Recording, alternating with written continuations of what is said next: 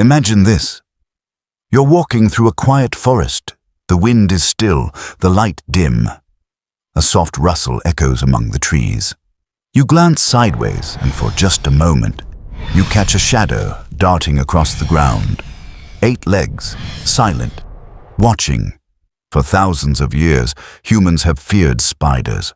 We crush them, we avoid them, we weave stories of terror around them. But what if I told you, these tiny hunters are not just pests or creepy crawlies hiding in the corner of your shed? They are survivors, silent predators that have conquered the earth, outlasting dinosaurs, enduring mass extinctions, and thriving in nearly every habitat imaginable.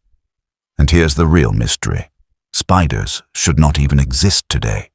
By all logic, they should have been wiped out long ago. Yet they remain. More than that, they thrive. How? That is the story we are about to unravel.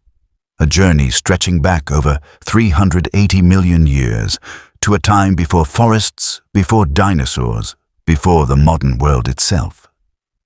The tale of spiders is not just a story of survival. It is a story of invention, adaptation, and silent domination. From primitive forests to bustling modern cities, spiders have evolved into some of the most efficient predators on Earth. Their weapons: silk and venom, 2 biological miracles that together have made spiders one of evolution's greatest success stories. Our story begins in the Devonian period, around 380 million years ago. Earth was a world of primitive swamps and forests. Strange plants rose high above the damp ground, and early arthropods crawled across the soil, and somewhere, among the ferns of what is now North America, crept a small spider-like creature, Atacopus. Atacopus was not truly a spider. It was something older, something more primitive. A proto-spider. It possessed silk-producing glands, but no true spinnerets. Its silk was crude, forming messy mats rather than delicate strands. Atacopus likely used this silk not to weave webs, but to line its burrow or protect its eggs. Yet, in this clumsy, primitive silk lay the beginning of something extraordinary, the blueprint of what spiders would become. But Atacopus was only the beginning. True spiders would not arrive until the late Carboniferous period, some 300 million years ago. This was a time when giant dragonflies soared overhead and forests of towering ferns covered the land. Here, the first genuine spiders appeared, the Mesothelae. The Mesothelae were hunters of shadows. Even today, they still exist, living fossils found in parts of Asia. These ancient predators carved burrows in the forest floor, building clever trapdoors lined with silk. Sensitive strands stretched out from their hiding places, detecting the faintest tremor of a passing insect. And when that vibration came, they struck. Mesothelae carried another deadly innovation: venom.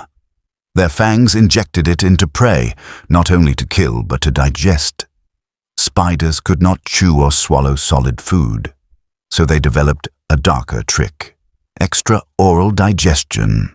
Their venom and digestive fluids liquefied their prey from the inside, turning bodies into a macabre soup, ready to be sucked dry. To us, it sounds horrifying. To spiders, it was perfection.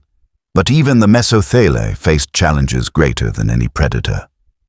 At the end of the Permian period, Earth suffered its greatest extinction event: the Great Dying. Vast volcanic eruptions poisoned the air and choked the seas. 90% of life vanished. Forests fell silent. Oceans turned black, and yet somehow spiders endured. Hidden underground, lurking in burrows, feeding on what little prey remained, they waited out the storm. When the dust cleared, when new worlds began to rise, spiders were still there, ready to adapt. With the dawn of the Triassic period came new predators, new opportunities, and from the shadows crawled a new kind of spider, the megalomorphs. These were the ancestors of today's tarantulas. Heavy-bodied, powerful, with downward-pointing fangs, they were hunters of brute strength. Some built burrows and waited. Others wandered the forests, overpowering prey with sheer force. A lizard too slow, an insect too careless. Nothing was safe, but the greatest revolution in spider history was still to come. During the Jurassic period, while dinosaurs ruled the Earth, another group of spiders quietly rewrote the rules of predation. These were the araneomorphs, the ancestors of most spiders alive today. Smaller, faster, deadlier. Their fangs crossed like pincers, and more importantly, they perfected the art of weaving. For the first time in history, spiders suspended their traps in the air. They spun orb webs, perfect circles of silk glistening with morning dew. These were not crude mats. They were works of geometry, designed to snare anything that flew too close. As insects diversified and filled the skies, spiders answered with a weapon that turned the air itself into a hunting ground. Think of that the next time you see a perfect web outside your window. That design is over 150 million years old, and it has changed little since its invention. Why? Because it works. It always has. As the Cretaceous period dawned, the arms race between spiders and insects intensified. Flying insects evolved stronger wings and sharper senses. Spiders responded with stickier silk, deadlier venom, and smarter traps. Some, like tangleweb spiders, built messy, chaotic snares in the grass, perfect for catching crawling insects. Others remained loyal to their elegant orbs in the trees. Fossils preserved in amber reveal spiders so similar to modern species that it is almost eerie, as if time itself barely touched them. Then, catastrophe struck again. 66 million years ago, an asteroid ended the reign of the dinosaurs in fire and ash. 75% of life perished, but not the spiders. Once again, they survived. They always survived. The Cenozoic era brought a new world, one dominated by flowering plants and pollinating insects, and with this explosion of insect life, spiders diversified further. Some evolved camouflage. Crab spiders, for example, blended perfectly into flower petals, ambushing bees and butterflies. Others grew cleverer still. The bowler spider released chemical lures, scents mimicking female moths. Male moths, tricked by desire, flew towards what they thought was a mate, and met their death instead. Spiders even conquered the skies, not by wings, but by silk. Young spiders released thin strands into the wind and let the air carry them away, a phenomenon called ballooning. Some traveled hundreds of miles, drifting across seas and mountains, colonizing new land. For creatures that cannot fly, spiders found a way to cross the world. Today, spiders are everywhere, from tropical rainforests to frozen tundra, from deserts to the corners of your own home.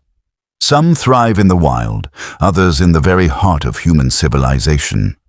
Orb weavers spin their webs around streetlights, turning our lamps into hunting grounds. House spiders make their homes in the shadows of barns, attics, and sheds. They have adapted to us, just as they adapted to spiders even conquered the skies. Not by wings, but by silk. Young spiders released thin strands into the wind and let the air carry them away, a phenomenon called ballooning. Some traveled hundreds of miles, drifting across seas and mountains, colonizing new lands. For creatures that cannot fly, spiders found a way to cross the world.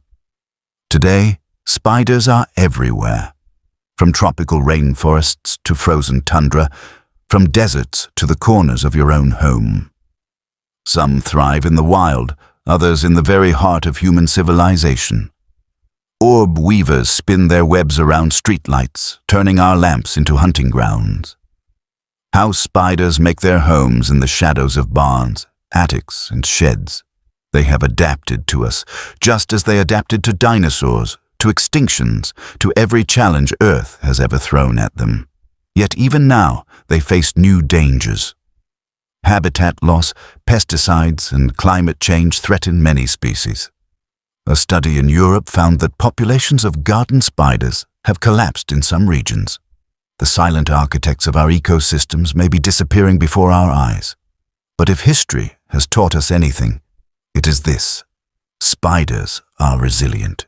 They have outlasted catastrophes far greater than us. They will adapt. They will endure. Spiders are not monsters. They are innovators, architects of silk, masters of venom, silent predators that have shaped the natural world for nearly 400 million years. So the next time you brush away a cobweb, remember this: you are destroying a trap perfected over millions of years. You are face to face with one of Earth's oldest, most successful hunters. And the question remains, if spiders have survived everything so far, what will they become in another 100 million years?